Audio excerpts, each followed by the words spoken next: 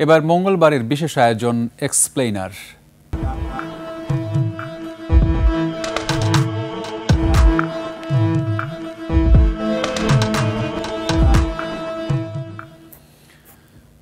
বাংলাদেশে আশ্রয় নেওয়া ১২ লাখ রোহিঙ্গা নিয়ে বাংলাদেশ কার্যত একটি জটিল ও কঠিন পরিস্থিতিতে পড়েছে। একদিকে রোহিঙ্গাদের জন্য আসা এতদিনের বৈদেশিক সাহায্যের মাত্রা কমতে কমতে অর্ধেকে নেমেছে, ফলে বিপুল খরচের চাপে পড়েছে বাংলাদেশ। একই সাথে এই বিপুল সংখ্যক রোহিঙ্গার নিজ দেশে ফিরে যাওয়া নিয়ে ভিন্ন ধরনের এক অচলাবস্থা সৃষ্টি হয়েছে। এই অচলাবস্থা বাংলাদেশের জন্য ভয়াবহ নিরাপত্তা হুমকি বয়ে এনেছে। আরাকান আর্মির উদ্ধত্ত এবং সার্বিক পরিস্থিতির বিশ্লেষণ থাকছে আজকের ইটিভি এক্সপ্লেইনারে।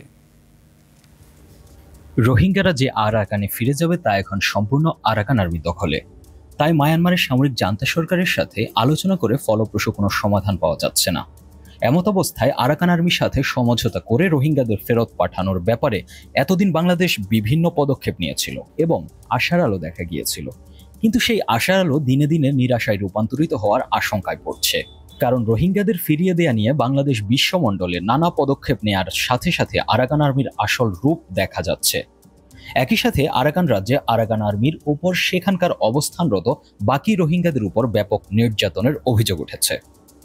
রোহিঙ্গাদের সাথে এমন অবিশ্বাসের সম্পর্কের জের ধরে রোহিঙ্গারা সম্প্রতি আরাকান আর্মির সাথে বেশ বড় মাত্রায় বিভিন্ন সংঘর্ষে জড়িয়ে পড়ছে।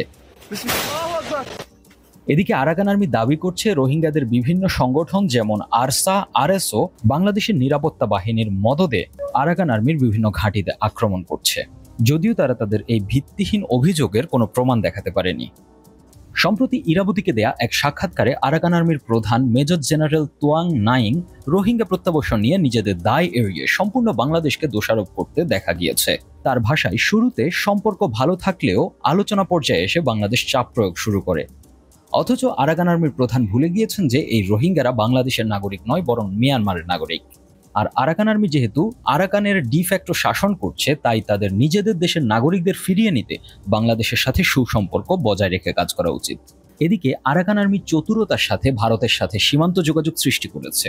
আমরা মানচিত্র বিশ্লেষণ করলে দেখতে পাই ২০২৪ সালের শুরুর দিকেও আরাকান আর্মির সাথে ভারতের কোনো স্থল যোগাযোগ ছিল না, কিন্তু গত এক বছরে আরাকান আর্মি সুকৌশলে আরাকানের পার্শ্ববর্তী চীন রাজ্যের একটা অংশ নিয়ন্ত্রণ নিয়ে ভারতের সাথে সরাসরি সীমান্ত যোগাযোগ স্থাপন করেছে।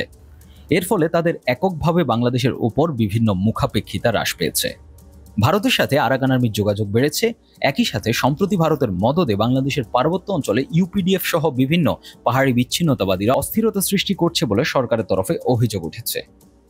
এসব বিচ্ছিন্নতাবাদী সন্ত্রাসীদের সাথে আবার আরাকান আর্মির ঘনিষ্ঠ সম্পর্ক রয়েছে বলে বিভিন্ন সূত্রের বরাতে নিশ্চিত হওয়া গিয়েছে। সম্প্রতি বাংলাদেশের নিরাপত্তা বাহিনী অস্ত্রসহ এক উপজাতীয় যুবককে আটক করেছে, যে আরাকান আর্মির হয়ে রাখাইনে যুদ্ধ করতে গিয়েছিল। নিরাপত্তা বিশ্লেষকরা বলছেন, এমন যখন অবস্থা, তখন বাংলাদেশের উচিত বিকল্প ভেবে দেখা। নমনীয় কথা ও আলোচনার সমাধান না হলে তুরস্কের দেখানো পথে হাঁটা যায় কিনা সে ব্যাপারেও ভেবে দেখার পরামর্শ দিচ্ছেন অনেক বিশ্লেষক।